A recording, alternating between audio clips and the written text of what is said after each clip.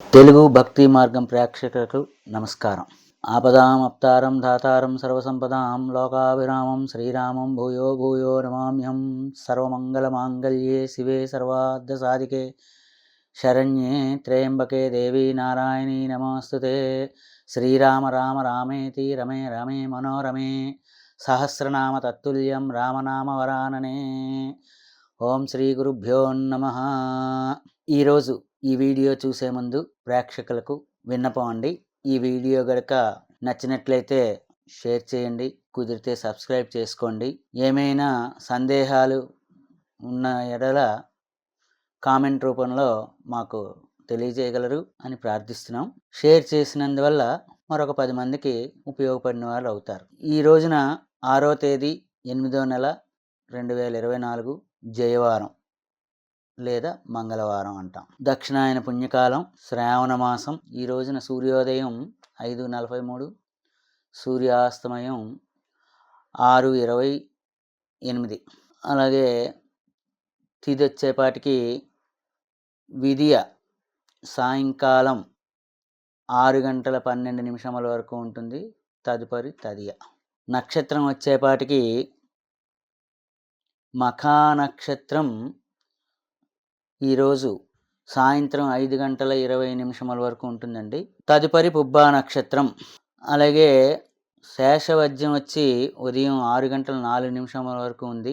ఉదయ దుర్ముహూర్తం 8:16 నుండి 9:07 వరకు ఉదయం దుర్ముహూర్తం ఉందండి. 10:58 నుంచి 11:48 వరకు కూడా రాత్రి దుర్ముహూర్తం ఉంటున్నదండి. అమృత గడియలు ఈ రోజున మధ్యాహ్నం సుమారుగా 2:40 నుంచి 4:25 వరకు ఉంటాయండి అమృత గడియలు. అయితే విదియ మంగళవారం, శ్రావణ మంగళవారం అంటాం దీన్ని. చాలామంది స్త్రీలు అలాగే బ్రాహ్మణులకు సంబంధించిన వారైతే శ్రావణ మంగళవారం నోములు చేసుకునే రోజుగా పరిగణిస్తారు. మొదటి వారంగా శ్రావణ మంగళవారం నోములు. కొత్తగా పెళ్ళైన స్త్రీలు మొదటి సంవత్సరం నోచుకుందుకు ఎటువంటి అభ్యంతరము లేదు. ఎందుకంటే ఈ సంవత్సరం మూడాలు కానీ ఏం కానీ లేవు కాబట్టి స్త్రీలు కొత్తగా పెళ్ళైన వారు, అది బ్రాహ్మణులకి వైదికముకి సంబంధించిన వాళ్ళు అయితే బ్రాహ్మణ స్త్రీలందరూ కూడా వివాహం చేసుకునే మొదటి సంవత్సరం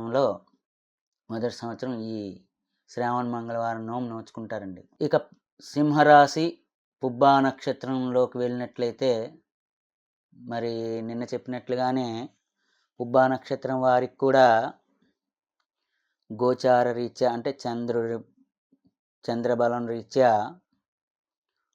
ఉద్యోగపరమైనటువంటి అంశం చాలా అనుకూలంగా ఉంది. ధనాదాయం బాగుంటుంది. కీర్తి ప్రతిష్టలు పొందుతారు.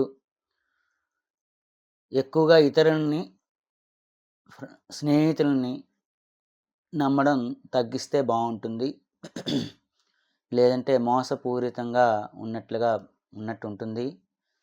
ఎక్కువగా అతిగా ఎవరిని నమ్మి మోసపోకండి.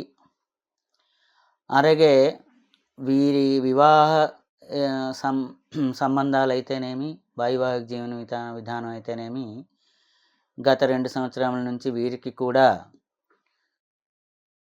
కాస్త వాదోపవాదములు, వైవాహిక సంబంధించినటువంటి ఇబ్బందులు, అపోహలు ఇవన్నీ ఉన్నాయి. భార్యాభర్తల మధ్య సఖ్యత కాస్త తక్కువగా ఉంటుంది. వీరు కూడా ఎంత సంయమనం పాటిస్తే మంచిది. అలాగే నిన్న చెప్పిన విధంగానే రాహు అష్టమం, కేతు 2వ ఇంట్లో ఉండడం వలన శారీరక రుగ్మతలు ఉంటాయి. ధనాదాయం అన్నీ బాగున్నప్పటికీ ఆరోగ్య సమస్యలు మాత్రం వీరికి కొంతవరకు ఇబ్బందికరమైనటువంటి పరిస్థితి అయితే ఉంది. అయితే పుబ్బా నక్షత్రం వాళ్ళు శివారాధన చేయటం ద్వారా, లేదు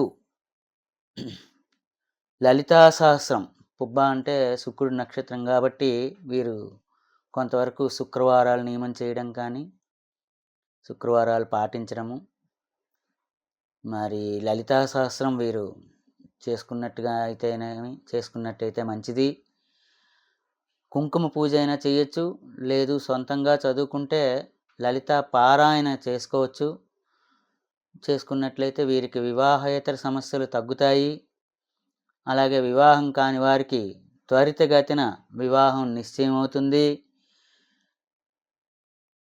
లేదు మేము చదువుకోలేమండి అంటే పంతులు గారి చేతైనా, మీ ఇంటి పురోహితుల చేతైనా వారికి అడిగి వారి సలహా మేరకు ఈ లలితా సహస్రం కుంకుమ పూజలు ఒక 9 వారాలు చేసుకున్నట్లయితే చాలా అత్యున్నతమైనటువంటి ఫలితాలు పొందుతారు. తద్వారా తలచిన పనులు త్వరితగతిన సఫలీకృతం అవుతాయి. మరి శుక్రవార నియమం అంటున్నారు ఏంటండి అనొచ్చు. శుక్రవార నియమం అంటే చాలా వరకు పూజలు చేసుకోమంటున్నాం కాబట్టి ఉదయం పూట అల్పాహారం తగ్గించి మధ్యాహ్నం భోజనం చేసుకొని రాత్రి మళ్ళీ అల్పాహారం తీసుకుని నట్లయితే అది ఒక శుక్రవార నియమం కింద వస్తుందండి. అలాగే ఉల్లిపాయ ఎంత తక్కువ వాడితే అంత మంచిదండి ఈ సింహరాశి వారు. అలాగే వివాహేతర సంబంధిత ఇబ్బందులు ఉన్నవారు, వివాహం కానివారు, ఆరోగ్యపరంగా ఇబ్బంది ఉన్నవాళ్ళు ఈ శుక్రుడికి కనుక, ఎందుకంటే శుక్రుడు కూడా ప్రస్తుతం కొంచెం ఇబ్బందికరమైన అంటే నీచ స్థానంలో ఉండడం వల్ల ఆ ఇబ్బందుల్లోంచి బయటపడడానికి ఎంతైనా దోహదపడుతుంది. తర్వాత కుదిరితే దగ్గరలో ఏమైనా ఆంజనేయ స్వామి ఆలయం కానీ ఉన్నట్లయితే మంగళవారం ఆంజనేయ స్వామి దర్శనం చేసుకున్నా సరే వీరికి ద్వితీయంలో కేతు వల్ల ఉన్నటువంటి ఆరోగ్య సమస్యలు ఏవైనా ఉన్నా అవి కొంచెం ఆరోగ్య లోపాల నుంచి బయటపడడానికి అవకాశాలు ఉంటాయి. ఈ రోజున ఈ విధంగా చేసుకున్నట్లయితే వారికి అన్ని విధములుగా అనుకూలమైనటువంటి కాలముగా మార్చుకోవడానికి అవకాశాలు ఉంటాయి. స్వస్తి.